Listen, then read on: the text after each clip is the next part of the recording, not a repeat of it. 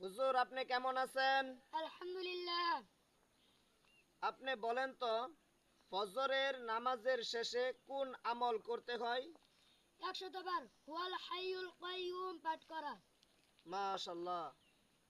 হুজুর আপনি বলেন তো, জোহরের নামাজের পর কোন আমল করতে হয়?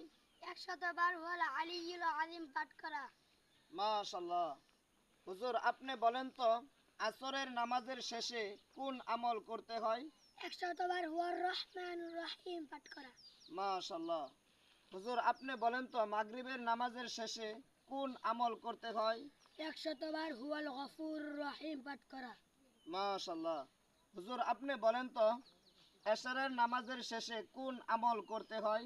হুয়াল 100 বার হুয়াল লাতিফুল খবির পাঠ করা। মাশাআল্লাহ। আল্লাহ তাআলা আমাদের সবাইকে বেশি বেশি এই আমলগুলো করার জন্য তৌফিক দান করুন।